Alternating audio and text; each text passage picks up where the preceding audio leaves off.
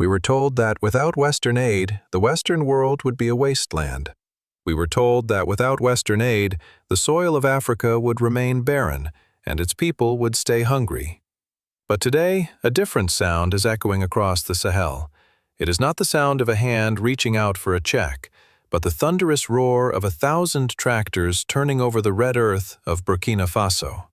This is the 120% miracle. On your screen, you see fields that were once dust, now overflowing with life. But this isn't just a story about agriculture. It is a story about a massive, tectonic shift in global dignity. Captain Ibrahim Traoré didn't just order his soldiers to pick up seeds. He ordered an entire nation to reclaim its soul. For the first time in generations, the farmers of this land are not waiting for ships to arrive from overseas. They are standing tall, boots in the mud, proving that when you remove the chains of dependency, the earth itself begins to cooperate. This surge in production is terrifying for the old guard of the West. Why? Because a hungry nation is easy to control, but a nation that can feed itself is unstoppable. Before we dive into how this harvest is redrawing the map of global influence, I want to ask you something. If you believe that a man's dignity begins with the land he stands on and the food he grows with his own hands, then you are in the right place. Press that like button now to stand with those who choose independence over handouts. Meet Seydou, a father of 5 in a small village near Ouagadougou. For years, Seydou watched his children grow thin while waiting for bags of grain stamped with foreign logos. He was told his land was too dry, his methods too old, and his country too poor. But look at him now. Under the new directive, Seydou isn't just a farmer. He is a defender of the state. He is part of a 120% surge that has sent shockwaves through the halls of the IMF. The West looks at these numbers and sees a lost market, but the people of Africa look at these fields and see a future without masters. This harvest is the final answer to those who said Africa couldn't lead itself. But as the silos fill up, a dangerous question emerges. What will the giants of the West do when their aid is no longer wanted? To understand the 120% surge, we must look at the cold, hard facts that the mainstream media often ignores. This wasn't a stroke of luck or a favorable rainy season. It was a calculated, military-style mobilization of the nation's most precious asset, its soil. Under the Traore doctrine, the government didn't just ask for change, they engineered it by seizing control of the entire agricultural pipeline. They began by identifying 30 million hectares of desert, land the West had written off as useless, and turned it into a strategic food reserve. By deploying the army not just for security, but as a workforce for national development, Traore bridged the gap between defense and production. The technical shift was profound. The administration moved to stabilize prices by bypassing international middlemen who had kept African farmers in poverty for decades. They established state-owned entities like SOAPAIB to ensure that gold and cotton wealth were directly reinvested into irrigation and mechanized equipment. Imagine the shock in Western boardrooms when Burkina Faso announced it would no longer import fertilizers at inflated prices, but would instead produce its own, utilizing local minerals and expertise. This is industrial replacement, not just a protest. It is a surgical strike against economic colonialism. But the real climax of this strategy was the psychological impact on the youth.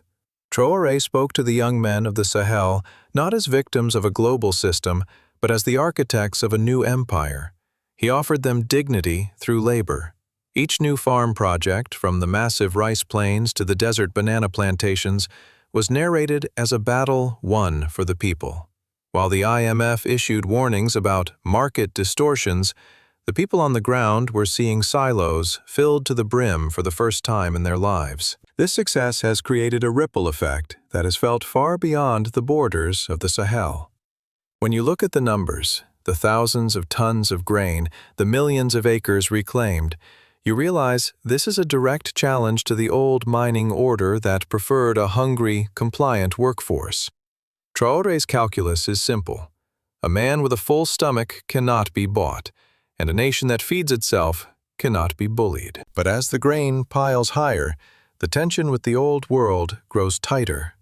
The West is now watching a clean revolution, where intelligence and hard work are replacing the need for foreign intervention. The question is no longer, can Africa survive, but can the old powers survive an Africa that no longer needs them? This brings us to a critical turning point. How will the global elite react when their most effective tool of control, food dependency, is suddenly rendered useless? This is the moment the world stood still. This is the moment the last colonial lie was not just challenged, but shattered into 1,000 pieces. Imagine, if you will, the cold marble hallways of the IMF and the World Bank. For decades, these institutions have looked at the map of Africa and seen nothing but a blind spot of incompetence and hunger. They held the keys to the food vault, using emergency aid as a leash to keep sovereign nations in line. But then came the reports from the Sahel. Not rumors, not propaganda, but hard, undeniable satellite data that showed a 120% surge in grain production across the once barren soil of Burkina Faso. The climax of this historical drama didn't happen in a boardroom. It happened on the red earth, under a sun that has witnessed centuries of struggle. It happened when Ibrahim Traoré did the unthinkable. He looked at the scheduled shipments of foreign grain and said, no. He didn't just reject a shipment, he rejected a century of dependency. He fired the donors and hired his own people. This was the 120% miracle, a surgical strike against economic warfare that sent shockwaves through the heart of the global elite. Can you feel the tension in the air? Washington was stunned. Brussels was silent. The silence was not peaceful. It was the heavy, suffocating silence of a master who has suddenly realized his servant has broken the chains. They realize that a Burkina Faso that can feed itself is a Burkina Faso they can no longer bully. The 120% surge was a declaration of war, not with guns, but with seeds, tractors, and the unbreakable will of a man who decided that his people would never beg for bread again. This is the Traore doctrine in its most lethal form, the expulsion of silence and the reclamation of a nation's soul. Look at the images of the AES convoys.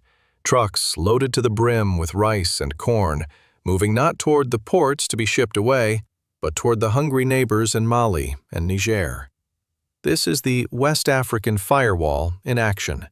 It is the visual proof of a political thriller, where the hero is a farmer with a plow, defying the old mining order that wanted them poor, hungry, and compliant.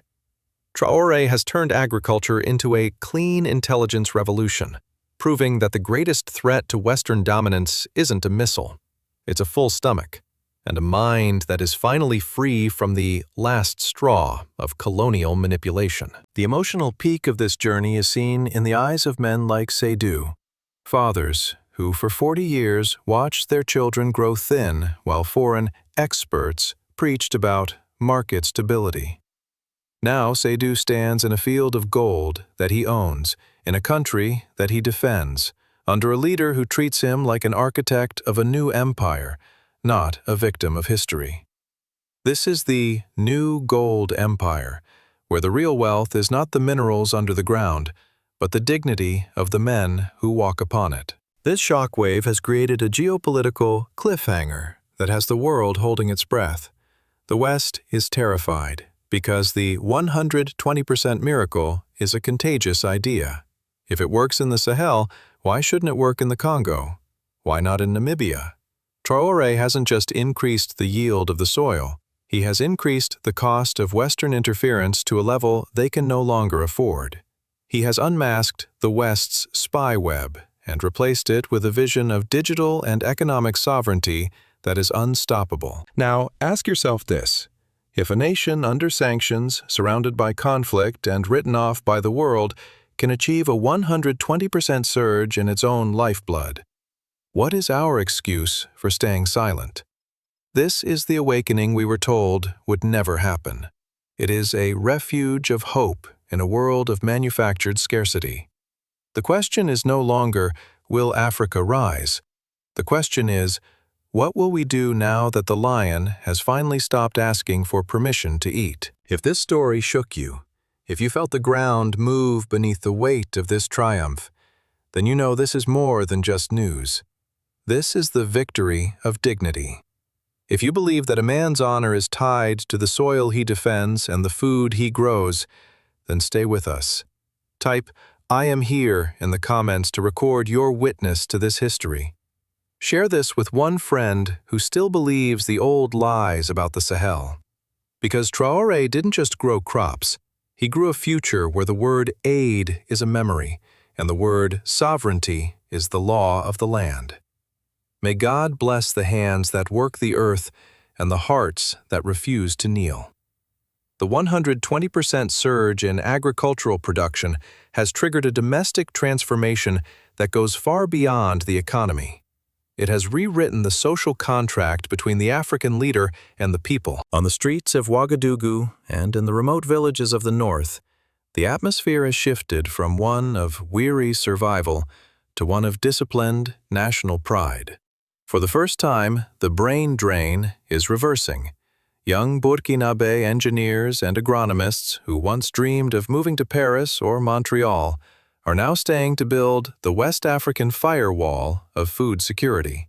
This is the Traore doctrine in action, creating a reality where Africa is no longer a blind spot for global talent, but a hub of sovereign innovation. Politically, Ibrahim Traoré has moved the goalposts of leadership. By achieving what decades of Western-backed reforms could not, he has exposed the old system as a deliberate cycle of poverty. The internal stability of Burkina Faso is now anchored not in foreign military presence, but in the filled stomachs of its citizens. This success has effectively silenced domestic opposition figures who once relied on Western narratives of inevitability and incompetence. The message is clear.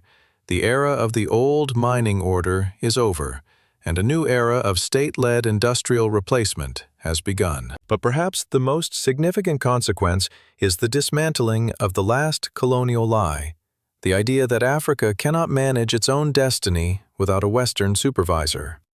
As Burkina Faso begins to export its surplus to its AES partners, the artificial borders drawn in 1884 are melting away under the heat of shared prosperity.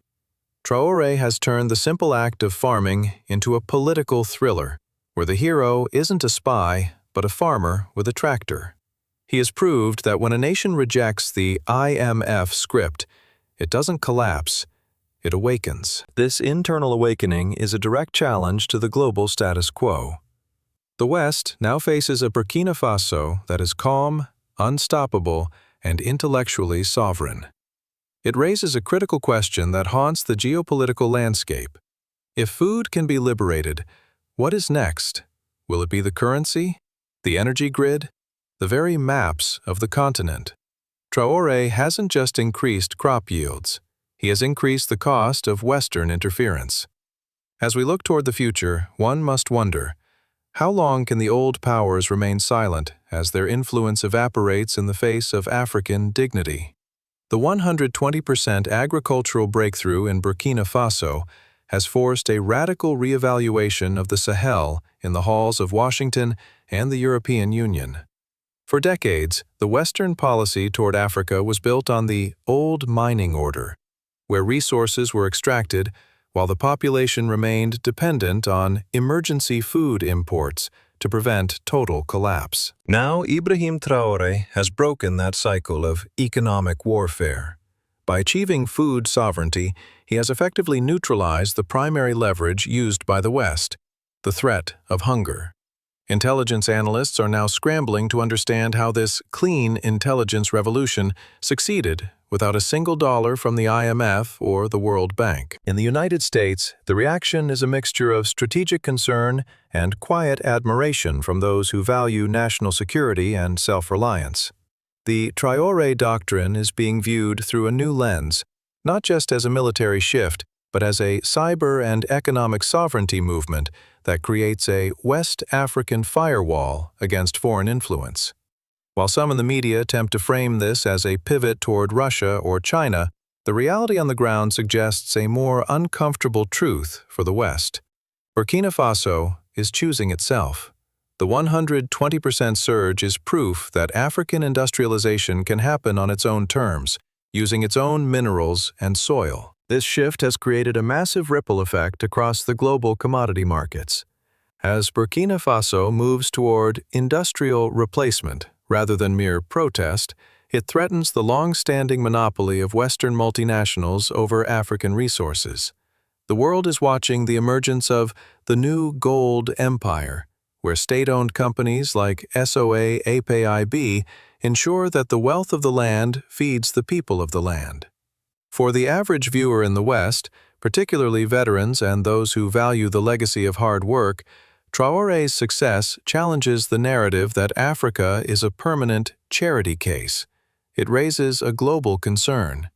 If the last colonial lie of African incompetence is dead, what happens to the international institutions that were built upon it? The 120% surge in Burkina Faso's harvest is not just a victory of the soil. It is a funeral for the last colonial lie. As the silos of the Sahel overflow, we are witnessing a prophecy being fulfilled. The prophecy that Africa would one day stop asking for permission to exist. Look closely at the horizon. On one side, you see the old powers of the West stumbling under the weight of their own debt, their influence evaporating like a desert mist as their aid is rendered obsolete. On the other side, you see a nation under Ibrahim Traoré that has chosen the hard path, the path of discipline, the path of the plow, and the path of absolute sovereignty. This is the ultimate David versus Goliath of our time. While the global elite in Washington and Brussels scramble to understand how their economic warfare failed, the people of Burkina Faso are celebrating a victory of dignity. Traoré has proved that a man's honor cannot be bought with a foreign check, and a nation's spirit cannot be broken by a sanctions list. This 120% miracle is a clean revolution. It didn't need a single shot fired to dismantle the old mining order. It only needed the collective will of a people who decided that Africa is not your blind spot anymore. For you, our viewers in America and Canada, this story hits a deep chord. You come from a lineage of pioneers and veterans who built great nations out of the wilderness with nothing but grit and faith. You recognize the Traore doctrine because it mirrors the very values that once made the West strong: family, duty, and the sacred right to own the fruits of your labor. Traore isn't just a leader for Africa. He is a reminder to the entire world that freedom is not a gift from a government. It is a harvest from the earth and the heart. But let this be a warning to the giants who still cling to the past. The West African firewall is now ironclad.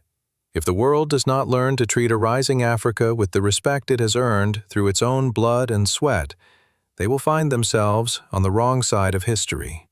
The new gold empire is here, and it is built on grain, not debt, on pride, not pity. If this story of defiance and triumph moved you, write "Stand Firm" in the comments below to let the world know you support a nation that feeds its own children.